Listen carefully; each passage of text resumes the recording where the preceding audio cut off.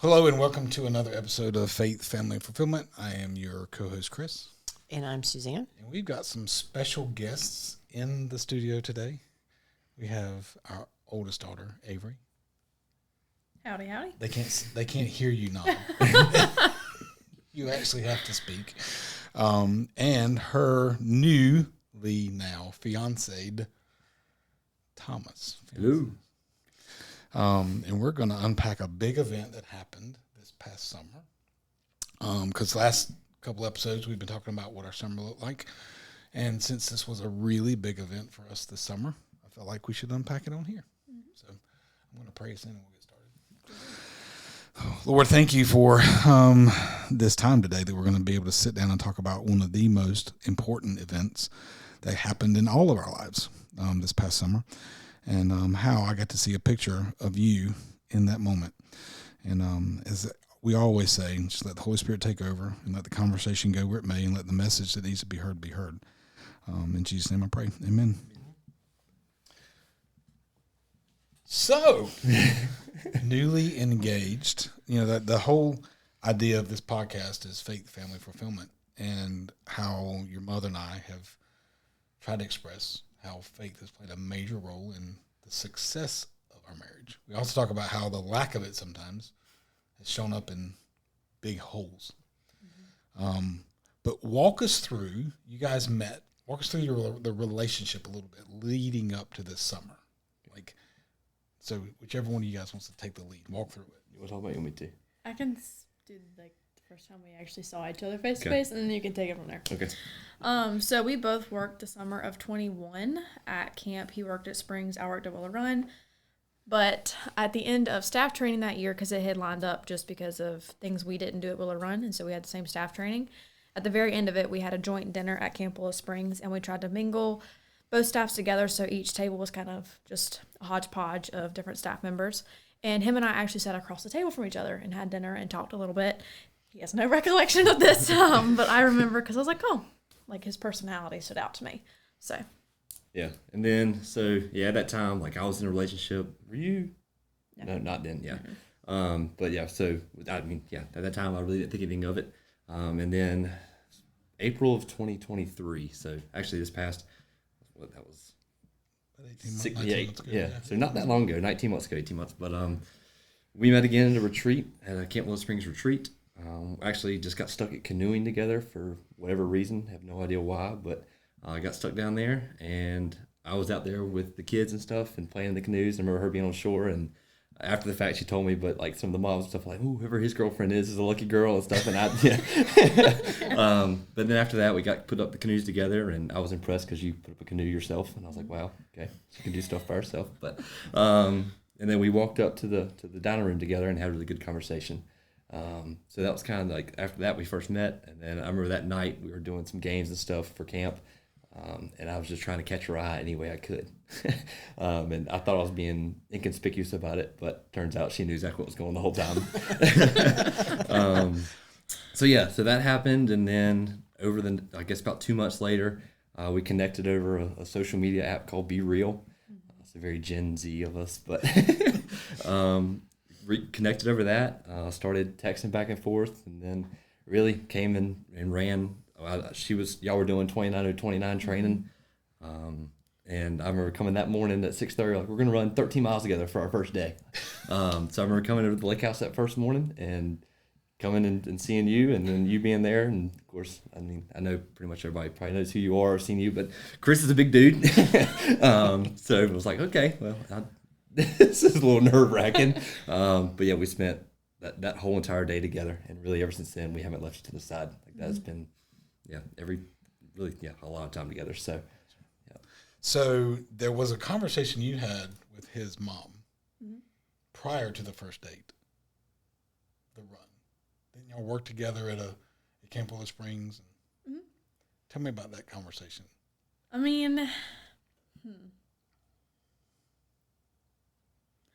I mean, we just had like good conversation just about her interests, my interests, like what they were going to do. Y'all were about to go somewhere out of state. Yeah, in Colorado. Does that May? Mm-hmm. And so we just talked about that, and she got to kind of know me outside of Thomas. Like, she asked me about school life. I was still leading Bible study in Raleigh at that time. So, like, I got to talk about my small group girls and just who I was as an individual. I don't know if that's what you're referencing. And that was before you had a date with Thomas. Yeah, it was that May. So, like, I worked the retreat in April, and then I worked the following week, and I think that was the weekend your cousin graduated from college. Okay. And then that next weekend was kind of the weekend I think we talked, and then they went out of town. Gotcha. So your mom having that conversation with Avery, right. Was there a conversation with you after that? Yeah, so actually, going back, in April when we first met at that children's retreat, I got back home that night and was talking to my parents. So we were just sitting up in the upstairs, and whatever reason it came up, but Avery came up, and I was like, she's really pretty. And my dad was like, I'm not trying to sound like a creepy old man, but she is beautiful. Like, you need to go talk with her and see what her deal is. So yeah, that was really like very interested in that. Sorry, I lost train of thought. About your mom, meeting her. So that was definitely like, she was like, yeah, you need to figure out she has a boyfriend or not and stuff, and that sort of put that on. And then I got Thad Harris, which he's one of the Harris boys from Kentwell Springs Kentwell Run, to sort of figure it out for me and do a little PI work, and figured out that she was single. I was like, that's cool. Well. Gotcha. So, your family is very deep in their faith, yes, and they don't hide it. How much of a role do you think that having that background for each of you, I'd love to hear what role that played in how this developed? Like, in other words, having parents that poured into you developing your own faith. Yeah. You want to start with that, or you want me to start? Okay. So I think just throughout high school and going into college, our faith as a family grew a ton. And so, like, individually we're all like on our separate walks with the Lord, but I think collectively that's when we really stepped into that and like what that meant and how to live that out. And so ever since then, like in church I always talk about to be yoked with like-minded believers, but that's way different than just calling yourself a Christian. Like, you have to walk that out. And so I think moving into looking as who I'm going to spend the rest of my life with, it needs to be somebody that lives that out. And so, like, yes, there was like initial attraction with Thomas, but I was like, I'm not going to do anything about it until I know that like he's walking the walk and he truly believes in the same things I do, because that's important when you're yoked to someone for the rest of your life. Like, you want to be equally yoked in a spiritual way. Gotcha. Yeah, that's great. And that's my parents. I mean, just growing up, seeing their relationship and how their marriage was just, they would never fight in front of us. They were always very just loving and cared for each other and would just go the extra mile to do anything. Just love spending time together. And that was something they were always, going to church every Sunday. We're going to be involved in church. Like, I remember my mom was always playing the organ, and my dad was a deacon, and I would be up there running the screens, just being involved was very, very big for us. So seeing that and seeing just how the relationship is, knew that I wanted a wife that was also going to like want to push me to be going to church and be involved and like really grow my faith. And that's when I met Avery, was when I was like, this is something she leads me in that way. Which is great. So that's really seeing them in their marriage and their love, and that's something I wanted. And then meeting Avery and stuff, like, I feel like that's exactly what I've gotten. So it's a prayer that I've been praying for a long time, to have a wife in that way, and that's something that God has answered. So really, cool. Yeah. I have no questions. Okay. You said you had a plan, so I'm going to trust the plan was just kind of walk through. I mean, this is the first experience for us where the family's expanding. And if the idea is faith, family, fulfillment, how does each one of those things, because there is a lot of fulfillment of joy in this for me, number one, seeing what you guys have become over the last year and a half. And like, there's a lot of stuff to unpack, but if the idea is, okay, well, how much of a role does faith play in who you're actually hunting for? I know that's a weird word to use, but I've used it often. It's because I feel like we have raised 3 daughters that hunt. They know specifically what they're looking for when it comes to a spouse and how they should show up as a leader in the home and be the patriarch of the new family. There's going to be a new family out of each one of our children, rather than fishing, which means putting a lot of shiny bait on a hook and hoping of who bites it. And I'm proud to have raised 3 hunters, I believe. Shelby will see, but for sure, the oldest two are hunters. And so I know that, hunting the trophy buck has been on your mind. And does Thomas even know that you were hunting? Or does he think he took the bait as a fish? I think he thinks he took the bait as a fish. Yeah, probably so. Because we talked about it a little bit, but I feel like I did a lot more chess playing, and he was very much checkers minded. So there was a whole lot going on that he didn't know about. I was like, yeah. We had a lot of conversations and a lot of that was the big thing that summer. I'm sure y'all remember, with being outside at the lake house and just spending time together, staying up till 3, 4 a.m. just talking. And I have never had somebody grill me so much as Avery, just about whatever. But that was great. That was what I needed and what we needed. And we grew we knew each other for really 9 days when we first started dating. And like I said, it's been 18 months and we're engaged and only 6 months away from getting married. But it's not like anything's rushed. And I feel like those conversations and her leading in that way to ask these questions has allowed us to quickly, it's not something that's just been rushed. Right. So, yeah. That's cool. So the 9 days, it took about 9 days for us to figure it out too. I mean, we figured it out pretty quickly. We talked about it, each one of us, told Mom for sure this was it. And she went home and told her roommate, I'm going to marry him. He just doesn't know it yet. Mm-hmm. Really, really quickly. But it didn't take long for us to even say we loved each other. Mm-hmm.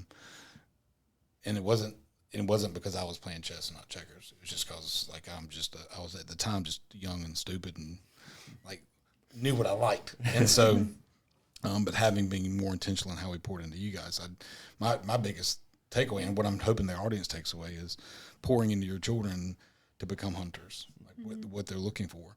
And I think in modeling that. What's that? I think you have to model that, right, to a large degree. Tell me, what do you mean by that? You can't just talk about it. I mean, you can tell them, okay, that this is the kind of character you're looking for. This is the kind of integrity you're looking for. But if it is simply lip service and you are living a life that is completely incongruous to what you're saying, it's not going to matter. I wholeheartedly agree to that. So,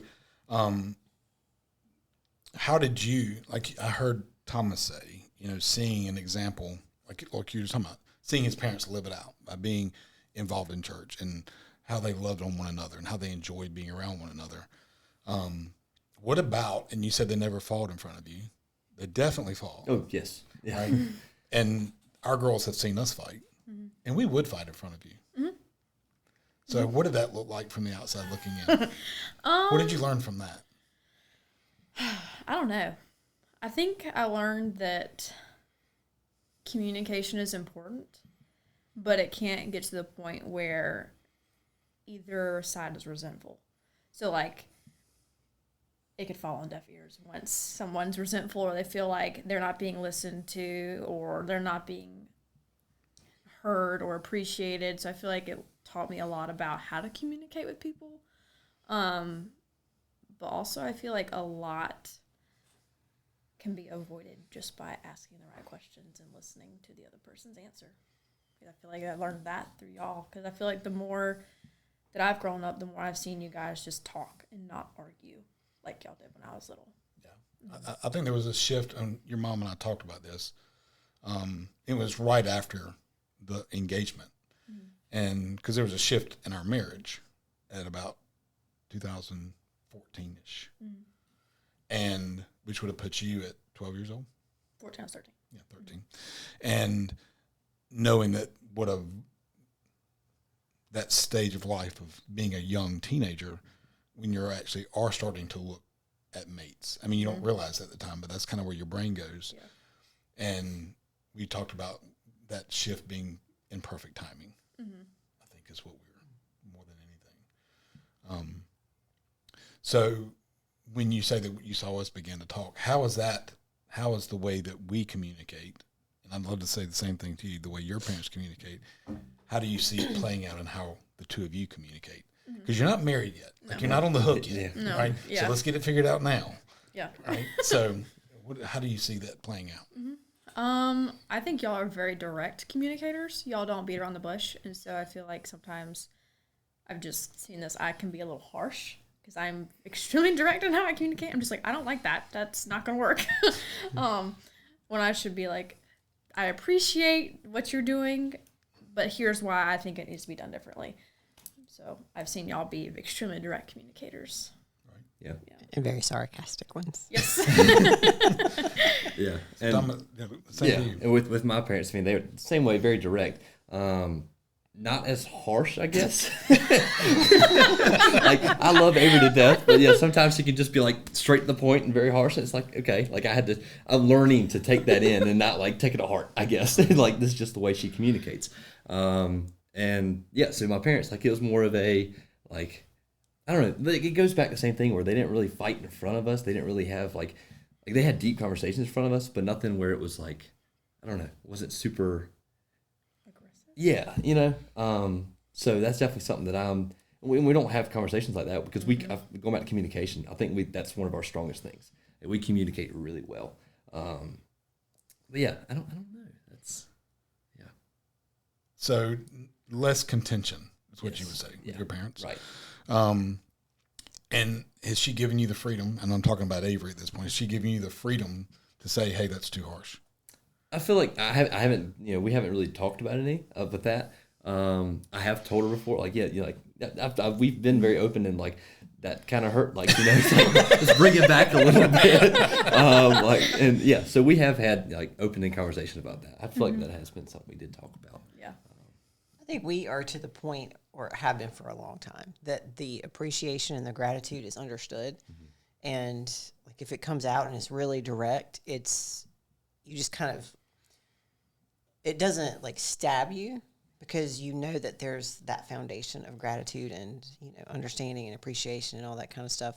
And because we've been told that more than once by multiple people. It's just like, wow, that was like, ooh. And we're like, it was just normal. But that is not for everybody, and I think that you do have to have those layers of gratitude and those layers of appreciation that are just understood, Right. And be able to kind of be like, oh, ouch, like, and know that that's not personal, like it's not an attack. It's just kind of like we've joked a lot at the females in our house. Just we have a certain level of words that we're going to use every day, so we're going to use them very efficiently. I think what comes to my mind is, you said it's an understood gratitude, but it's also there's an understood that we're on the same team.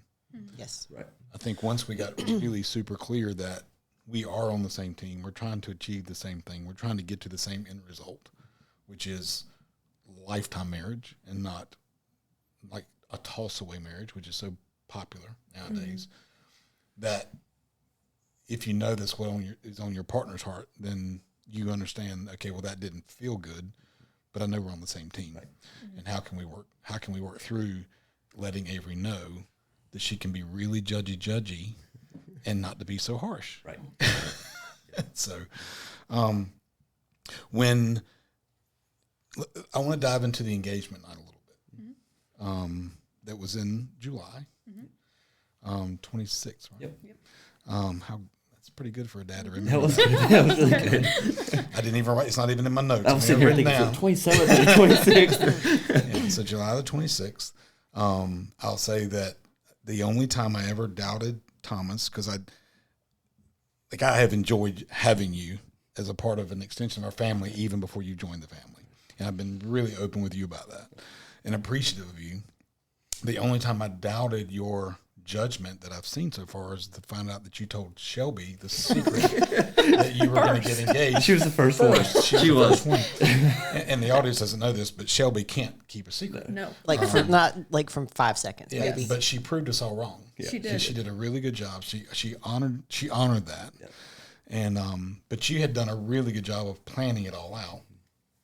So walk me through that planning process of, because I think I want to honor the story. I want to honor your planning, as well as all the conversations that you had to filter through before getting to that night. So first off, in my defense, when I was Shelby, she was the only one that was home, and I had gone to Wilson and talked with Trip Vaughn, who got the ring made.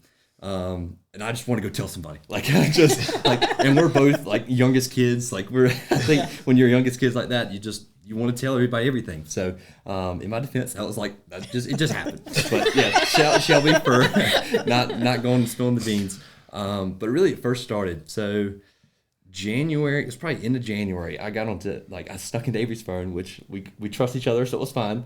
We don't have anything to hide. But I stuck into her phone and found one of her friends that I knew she talked about taking pictures for our engagement. So I snuck on there, got her name, named Julia, like, got her number, texted her, said, hey, thinking sometime in July. Got a date, and finally got a date straight. Went to Trip Vaughn and got a ring made up and designed and got it made. And it was April, it was probably somewhere around April 18th, actually. I think that actually was the day. Because that was a children's retreat. Right. And I think we went and got furniture after that retreat. So. Yeah. So, but went and actually got the ring, and that's when it really started. Like, okay, let me start reaching out to people saying, I want you to be there. So at the end of the day, like, I think we had 35 friends and family at the lake house there. But I guess going back, so it was at Camp Little Springs. So going back to the very beginning where we met at Canoe Cove, down at the canoes, I knew that was a special place for both of us, just camp in general. So I wanted to go down to Canoe Cove and have our engagement there. So convinced her, let's go take some pictures down there, because that's every season we've kind of gone out and she set up her camera and we'll take pictures and stuff. So convinced her to, hey, let's go do that. And I think I was pretty inconspicuous on that. Mm-hmm. Yeah, because we had talked about it before. Yeah. But I think it was on the way back from the beach where we really kind of nailed down. Yeah. It could be one of the two of these weekends, but you had something with work that was going to pop up. And I had nothing with work. There was nothing going on with work. I was just trying to throw her off if there's not a weekend set, but it really was. Like, I had it set for, like I said, end of January. But anyway, so fast forward to 1st of July. I'm reaching out to everybody, make sure you're there. I would love for you to be there, be at the house for a little after party and stuff, and got that all straight. And then so after that, so July, and then the day's coming. I guess the day's there, and it is pouring down rain. Yes. I almost got stuck pouring down rain on the way back from Roanoke Rapids. Yeah. I had no rain plan, no nothing. I had 35 people coming to the house to be there to celebrate an engagement, and I was like just praying. I was like, Lord, and I think I sent you some kind of a song or something. I guess I sent you a screenshot of something at some point that day. But for whatever reason, right there at the lake, like, it was pouring everywhere else. It was not pouring in Canoe Cove. And that was just like the Lord's just fulfillment. Like, he is just like making it work. So having faith. And so got her down there, had one of her friends hit out and proposed. And we had some friends across the cove there that were watching. And that was the happiest moment of my life. So far, that was, I don't want to cry, but that was by far the happiest moment. Just feeling this, everything that you pray for and everything that you want in life, and in a mate, and not a mate, but in someone for the rest of, like, Avery is that, and the fact that I was able to do, like, at camp where it was so special to us, and ask her to marry me, and just the happiness, and I don't know, it's just, that was the best day of my life by far so far. And but yeah, that was the engagement. Then went back and had a little after party, and wedding planning ever since. Yeah, pretty cool. Yeah. So walk me through your side of it. You heard all of his, like, tons of planning, like talking to all the grandparents, talking to all the parents, and asking the permissions and all that. It's like setting up, getting rings made, like, it's kind of neat because, when you do the wedding, a lot of times the groom just says, well, just tell me when to show up. Yeah. Like, all you literally had to do was show up that day. Yep. So walk me through how that went. So Gabrielle and I had planned to get our nails done. So I worked at camp that Friday like I typically did. Nothing special. Let me not cut you off. Okay. The reason Gabrielle wanted to get your nails done is because I reached out to Gabrielle and said, I need you to get Avery's nails done on this day. Okay. Yeah. So we had planned to do that. So I left for lunch at like 1:30. And then Gabrielle and I, because she was on summer staff, but she got to leave early from her staff meeting. So we went, got our nails done, hung out. I went to go pick up some shirts from like a business in Roanoke Rapids for his mom for camp. And then it was on the way back, and the bottom fell out. And I was like, oh my gosh. Like, I'm not going to be able to get back. It's like, Gabrielle, we're just going to have to sit here for like 30 minutes. We ended up sitting there for an hour. And so I was like, oh, well, if pictures don't happen, it is what it is. And I was like in a terrible mood. just because I was like, this is so dumb. Like, we had to drive through this big puddle on the edge of the road to get back. Got back in like 30 minutes, despaired. I got changed, didn't even worry about fixing my hair. And Gabrielle was like, can I come with you? I was like, sure, why not? I don't have to bring a tripod now. Go for it.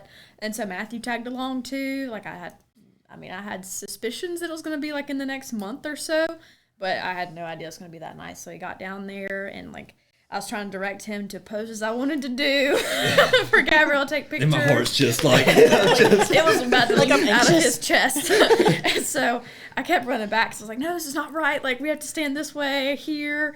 And then eventually, like, he proposed. And I was like, oh, okay, that's why we're down here. But it was really cool to have Gabrielle and Matthew there too. But yeah, it was pretty neat. And the fact that, like, you were so intentional with planning means a lot. And it's cool to look back on that now, like, knowing the full story. Piece those little pieces together. So what made you feel that intentional? Me? Yeah. What made you like be like this? I want it to be like, it's got to be just like this. So, I mean, I know as probably as a girl, you grow up, like, you're looking forward to engagement, marriage, and stuff. Mm-hmm. And I'm not saying I'm a little girl, but that was something I look forward to too. Like, I always look forward to asking, like, my future wife, I look forward to asking her to marry me. Like, that was something that and I knew it would make her so happy to be intentional that way, and I knew it would be great to have it at camp there. And that's just something that really, really matters. And I knew to me and to Avery, it was just something that I knew would be really important to make sure that there's a lot of time and thought and just everything that I can to make this day go as well as possible.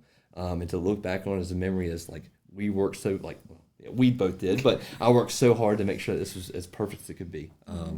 And just through the grace of God, it worked out. And it's just really cool to look back on. And it's just. Every time we go down to Canoe Cove, it feels a little magical now. does. So it's like we're a part of a little secret that nobody else knows. It does, yeah. So, one of the things your mom and I talked about is how often, and you didn't date a lot. Like I said, you're a hunter, and you were very, very specific about who came into your circle. Quick to kick. What's that? Quick to kick. Quick to kick. And so, but the question that you asked probably the most often was what? How do you know? How do you know? Like, how do you know? And then your answer was? You just know. And I was like, what in the world? And because I don't know how to, that's the only way I can explain it. And I told your mom, it's like, it was before Christmas of last year. I was like, I mean, it was pretty obvious that y'all were, like, really getting along. I'm like, you know where this is headed, right? And I said, because she hasn't asked us. She hasn't asked, how do you know? Like, it was the first time she hadn't, at that point in the timeline of who you had dated before. By that point, it would have been, well, how do you know? You know? So when you came in the room for the engagement party and you hugged my neck, and I said, I'm going to take it to my grave that I was the first neck that got hugged. But I asked you, so how do you know? And you said, You just do. you just know. So what role do you think your faith played in that part of it? We've talked about how you're intentional with who you're looking for, but what role do you think God played in that part of it? Like me being Settled. I prayed Thomas out of my life more times than I prayed him into it.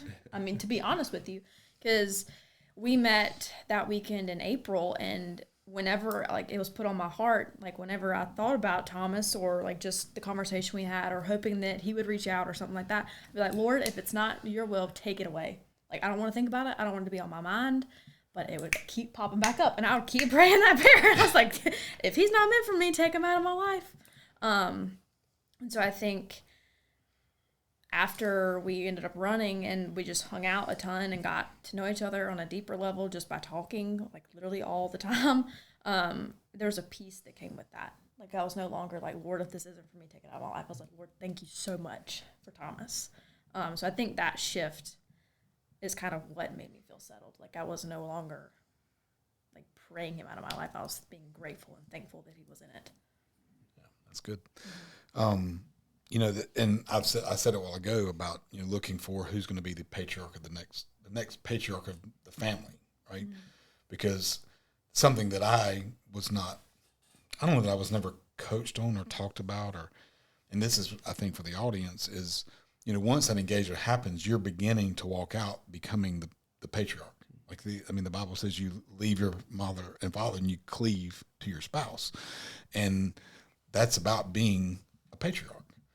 And I know for me, it wasn't something that I even thought of. Like, I am getting ready to become the leader of a new family, and what that looks like.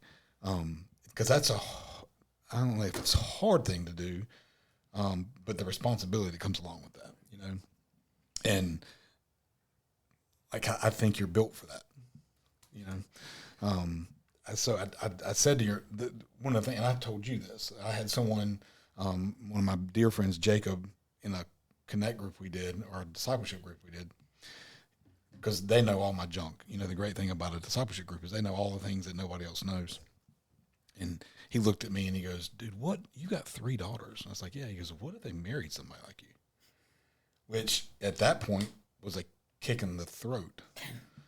And I've told somebody it's probably one of the best conversations of my life because of the self-reflection that it caused. Because when that question was asked, we weren't in the best space as far as a married couple goes. Probably our children were probably not aware of the space we were in. Right? I mean, you probably could hear contentious conversation, but not knowing that it was not we were not healthy at that time. And walking through multiple things, getting way deeper involved in how we approach church, like approaching our faith in a different way, with a call to be a part of it, not just to be served by it. And being involved in a discipleship group and having other men pour into me, and then coming into a statement where I try to identify myself with now. And you've heard me say it before, is I'm a bold man who acts with integrity and from love, standing as a beacon pointing to God's grace and mercy. And I shared it on a group call that I had. Literally, it was the next Tuesday. And I said, it's amazing to see a 10-year walk of God's faithfulness, to when you decide to shift, he'll shift you. And because I got to see that man propose to my daughter, because I do feel like you live a life of integrity and you come from a place of love and you stand as a beacon pointing to God's grace and mercy. So yeah, that's who I try to be, but to see that person propose to my daughter. And I reached out to Jake and was like, "Dude, you remember having this conversation with me? Let me tell you how good God's grace is, because he put that person that I have tried to grow to become in my daughter's life. And she hunted for him."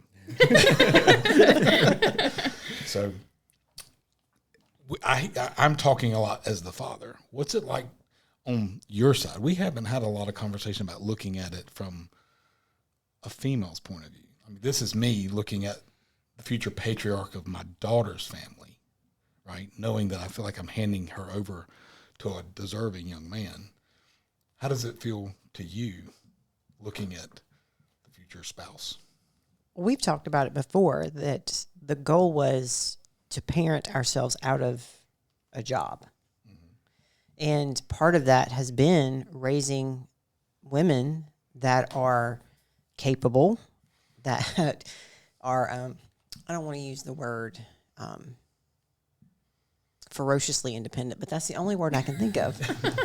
Just like, it's okay. I can handle me.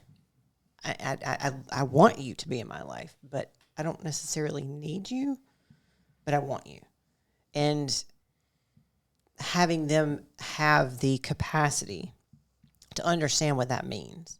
It's not that there's not a role as a woman and there's not a role as the head of the house, but being able to go into that knowing that you are fully capable and able to sustain yourself as an individual in that unit. And I think that's what we've done. Because I wouldn't ever, as a mother, I would feel like I had failed if I had raised a daughter who wasn't that and wasn't able and capable to be on their own and independent and sustained and comfortable in that as a part of a marriage unit. I think one of the places I think the world gets it wrong right now, because you hear a lot about independent women and toxic masculinity, but women who can show up independently can help fill the cup of their husband in a way that the ones that are just constantly in need, and that sounds horrible, can't. Like they understand they have a role, and it is and I'm going to call it a support role, because the husband has a support role as well. Yes, he's the leader of the home. Like, there's no doubt in that. But we're called to fulfill two completely different roles in our family. And I think raising women who understand that there's a role to play, and that it's going to require some independence. It's not complete dependence. It's equally dependent, but equally independent of one another.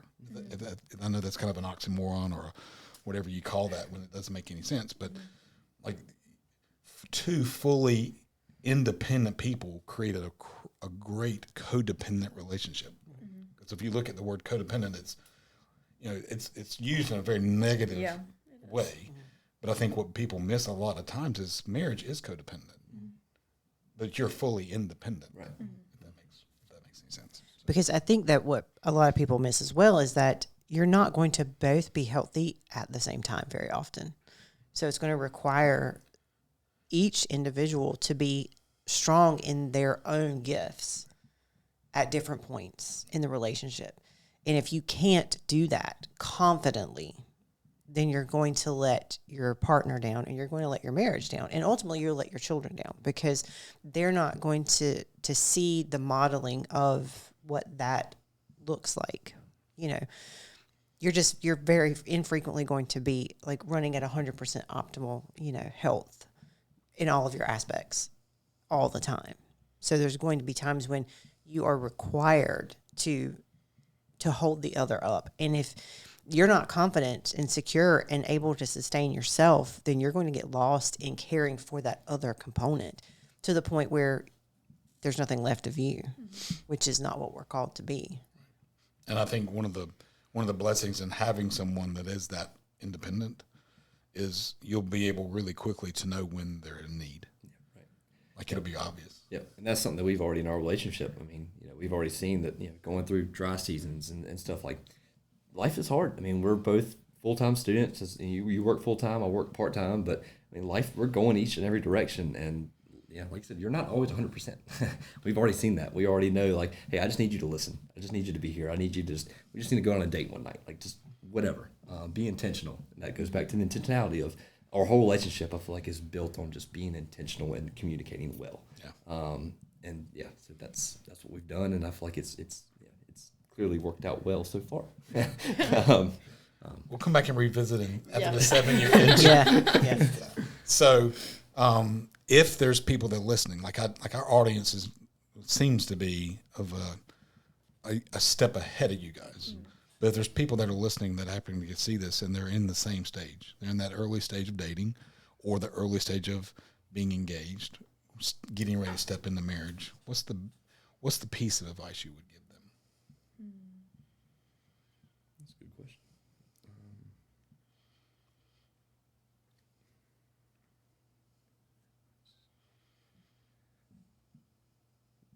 Got anything? If you do, you can say it.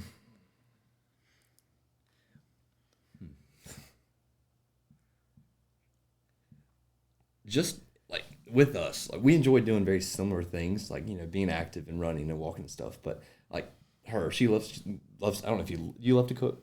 You say you love to cook. It. Okay, you enjoy to cook. But I'm one of those things where I could be outside taking the dog out, or I could be doing whatever when we're spending time together and stuff. But just being with each other, just spending intentional time together. And I'm sorry to go back to intentionality, but that's been the biggest thing. Just making sure that like we're having good conversation. We're not just how was your work today? Just talking more about just life. So that's the biggest thing. Just try to be as intentional as possible. Kind of piggybacking off of that, but also not really. I would say never shy away from being 100% who you are. Like, even if you're running at 60% of yourself, like, don't be scared to put that out there. Because there's been moments where both of us have been on, like, 40 or like right on empty. But that's where you get to show up for the other person, and like that's where you can communicate what you need and be vulnerable, because that's where those foundations for marriage are built, in those spaces of vulnerability, and just being like, hey bro, I just need XYZ, or how can I serve you in whatever way you need it. And sorry to be good with tough conversations. Oh, yeah. We've had a lot of tough conversations, and you talk about being when y'all were dating, when y'all first started dating, with being a little bit of a college knucklehead. I had one of those things where I was a knucklehead. Like, I just went out and anyway, I had too good of a time one night, and I knew I was wrong in that, and that was a really tough conversation we had, of like looking back at how my family history with alcohol and stuff, and not something I want to go down, and that's where we just had a really hard conversation. And really, the weekend of October 14th, whatever, was where our relationship was defined on, are we going to keep forging ahead with this, or are we going to shy away? So my advice is to just go full-fledged. Whatever's going to happen, whatever's meant to be is going to happen. But don't be scared to have those really deep conversations, those hard conversations. Don't brush things under the rug. No, just talk about it. Cool. So to give you some encouragement in that, as a young engaged couple, when Suzanne and I have conversations with couples, the things they struggle with the most is intentionality, deep conversations, and letting resentment build up. Those three things are what later in life, after years of letting it happen, is where marriages really break apart. Yeah, the foundation gets eroded so fast by those things, and they compound very fast over time. Yep. So if you can take your own advice for the next 70 years, you'll be in great shape 70 years from now. I hope I'm still here 70 years. All right. Any final thoughts, Suze? No? Final thoughts from you guys? It's good. So excited. 6 more months. Yeah. April 18th. It's coming quick. So we're excited. Coming quick. We're excited. Cool. You can pray us out, babe? I'll let you. All right. Lord, thank you for this conversation. Thank you for the insights that we learned from young couples, because those insights actually are meant for all of us. I was asked to speak to younger couples, but as I spoke, you heard them speak into the hearts of the older couples that Suzanne and I have met, and that are challenged in ways that come exactly from that, which is having hard conversations and being open with one another, and just being intentional with how they interact with one another. I hope this message gets heard by the ones that need to hear it, and that you're blessed and the glory is always shined on you as it should be. In Jesus' name I pray. Amen. Amen.